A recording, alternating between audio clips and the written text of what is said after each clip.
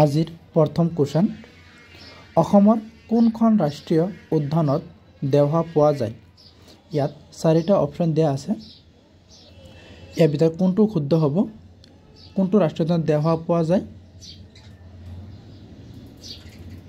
ইয়াৰ শুদ্ধ এনসাৰটো হ'ল অপচন এ নামেৰি ৰাষ্ট্ৰীয় উদ্যানত দেওহা পোৱা যায় নেক্সট কোৱেশ্যন স্বাধীনতা সংগ্ৰামৰ সময়ত অসমৰ স্বৰাজ পাৰ্টিৰ সভাপতি কোন আছিল ইয়াত চাৰিটা অপচন দিয়া আছে ইয়াত শুদ্ধ এনসাৰটো হ'ব অপচন বি তুৰুৰাম ফুকন আছিল স্বাধীনতা সংগ্ৰামৰ সময়ত অসমৰ স্বৰাজ পাৰ্টিৰ সভাপতি নেক্সট কোৱেশ্যন তলৰ কোনখন ৰাষ্ট্ৰীয় উদ্যান বাক্য প্ৰকল্পৰ সৈতে সম্পৰ্কিত ইয়াৰ শুদ্ধ এনসাৰটো হ'ল অপচন বি নামেৰি ৰাষ্ট্ৰীয় উদ্যান নেক্সট কোৱেশ্যন হুমায়ুন নামা কোনে লিখিছিল ইয়াৰ শুদ্ধ এনসাৰটো হ'ল ডি গুলবাদন বেগমে লিখিছিল নেক্সট কোৱেশ্যন কাৰ দিনত অসমৰ ৰাজধানী শিলঙৰ পৰা দিছপুৰলৈ স্থানান্তৰ কৰা হয় কাৰ দিনত হৈছিল শিলঙৰ পৰা দিছপুৰলৈ ৰাজধানী ইয়াৰ শুদ্ধ এনসাৰটো হ'ল অপচন এ শৰৎচন্দ্ৰ সিংহৰ দিনত মনত ৰাখিব বহুত ইম্পৰ্টেণ্ট কোৱেশ্যন হয় নেক্সট কোৱেশ্যন অসমৰ আৰু ত্ৰিপুৰাৰ মাজৰ আন্তঃৰাজ্যিক সীমাৰেখা চিহ্নিত কৰা নদীখনৰ নাম কি ইয়াৰ শুদ্ধ এনসাৰটো হ'ল অপচন বি লংগাই আছিল ইয়াৰ নদীখনৰ নাম মনত ৰাখিব নেক্সট কোৱেশ্যন পাহিদিং চৰাই অভয়াৰণ্য অসমৰ তলৰ কোনখন জিলাত অৱস্থিত পাহিদিঙি চৰাই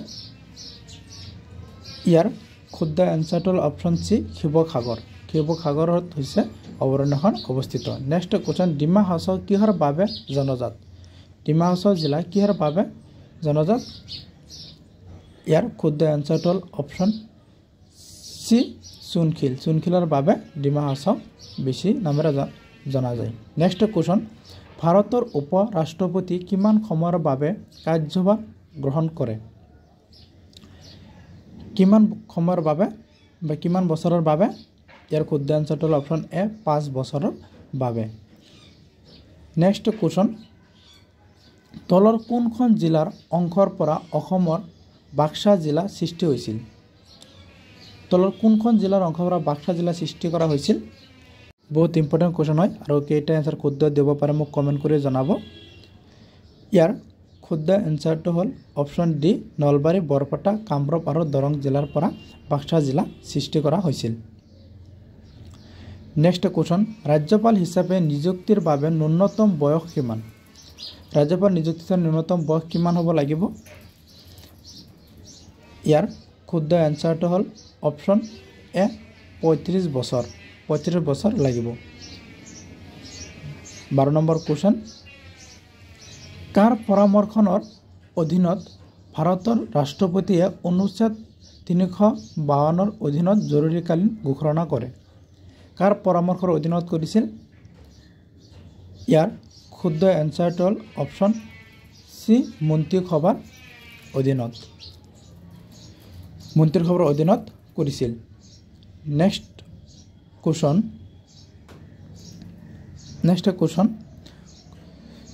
কোন বছৰত ভাৰতত প্ৰথম সাধাৰণ নিৰ্বাচন অনুষ্ঠিত হৈছিল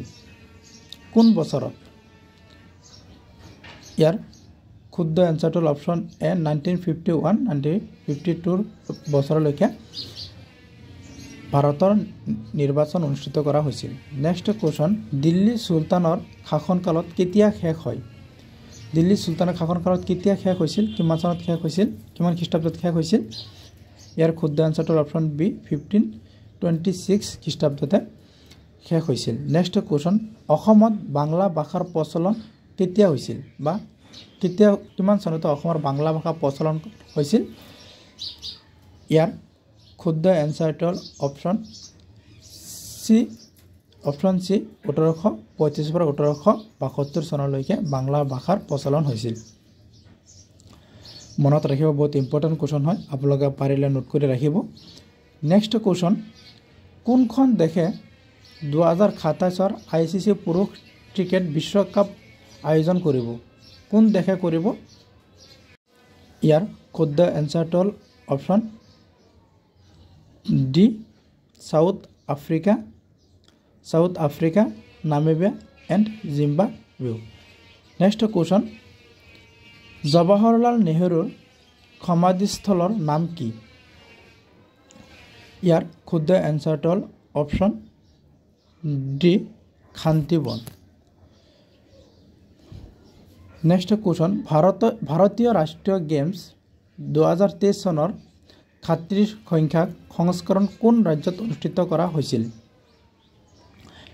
ইয়াৰ শুদ্ধ এনচাৰটো হ'ল অপশ্যন এ, গুৱাহাট অনুষ্ঠিত কৰা হৈছিল। মনত ৰাখিব, বহুত ইম্পৰ্টেণ্ট কুৱেশ্যন হয়, আৰু আপোনালোকে কেইটা এনচাৰ শুদ্ধ দিব পাৰে মোক কমেণ্ট কৰি জনাব। আৰু এতিয়ালৈকে ভালদৰে প্ৰিপেৰেশ্যন কৰি থাকক। নেক্সট কুৱেশ্যন, তলৰ কোনজন খেলুৱৈ ক্ৰিকেটাৰ নহয়? তলৰ কোনজন, ইয়াত 4টা ক্ৰিকেট খেলুৱৈৰ নাম দিয়া আছে, ইয়াত কোনজন খেলুৱৈ নহয়? ইয়াৰ শুদ্ধ এনচাৰটো হ'ল option A, Harmanpreet Singh. Next question, Qutub Minar নিৰ্মাণ কাৰ্য কাৰ দিনত কৰা হৈছিল?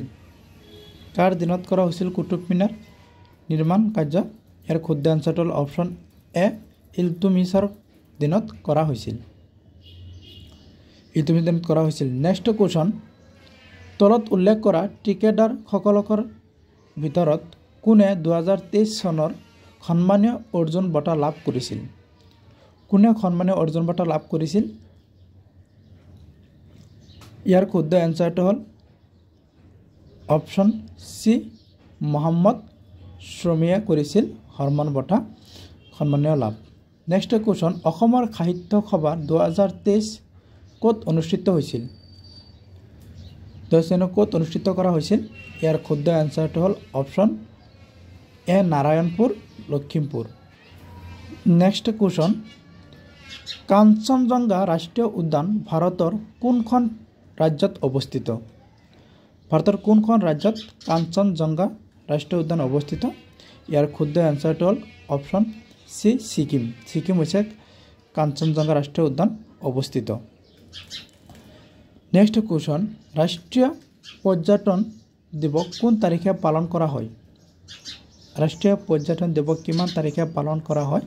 ইয়াৰ শুদ্ধ এনচাৰটো হ'ল অপশ্যন চি, 25 জানুৱাৰী তাৰিখে পালন কৰা হয়। 25 নম্বৰ কুৱেশ্যন, শচীন তেণ্ডুলকাৰৰ আত্মজীৱনীখনৰ নাম কি? শচীন তেণ্ডুলকাৰৰ আত্মজীৱনীখনৰ নাম কি? ইয়াৰ শুদ্ধ এনচাৰটো হ'ল option B, flying it is my way. Next question, বাল্মীকিৰ ৰামায়ণ অসমীয়া অনুবাদ গ্ৰন্থ সপ্তকাণ্ড নাৰায়ণখন কোনে লিখি ওলাইছিল? ইয়াৰ শুদ্ধ এনচাৰটো হ'ল অপশ্যন এ, মাধৱ কন্দলীয়ে লিখি ওলাইছিল। নেক্সট কুৱেশ্যন, দ্বিতীয় অসমীয়া কথাছবি হৈছিল? দ্বিতীয় অসমীয়া কথাছবি, ইয়াত শুদ্ধ এনচাৰটো হ'ল অপশ্যন চি, ইন্দ্ৰন মালতী। ইন্দ্ৰন মালতী হৈছে দ্বিতীয়, আৰু জয়মতী, ফাৰ্ষ্ট হৈছে জয়মতী আৰু নেক্সট হৈছে ইন্দ্ৰমালতী। নেক্সট কুৱেশ্যন, অসমৰ সাহিত্যত নিম্নলিখিত কোনবিধৰ অভাৱ হ'লে গাইটাৰ ৰোগবিধ হয়? ইয়াৰ শুদ্ধ এনচাৰটো হ'ল অপশ্যন ডি, আয়োডিন হ'ল। নেক্সট কুৱেশ্যন, বৰষুণৰ পানীত কি ভিটামিন থাকে? বৰষুণৰ পানীত কি ভিটামিন পোৱা যায়? ইয়াত শুদ্ধ এনচাৰটো হ'ল অপশ্যন চি, ইয়াত লিখা হৈছে ভিটামিন B12। 30 নম্বৰ কুৱেশ্যন, এইটোৱে লাষ্ট, এইটোৱে আপোনালোকে পাৰিলে কমেণ্ট কৰি জনাব। পাকিস্তানৰ পৰা বাংলাদেশে কেতিয়া স্বাধীনতা পালে?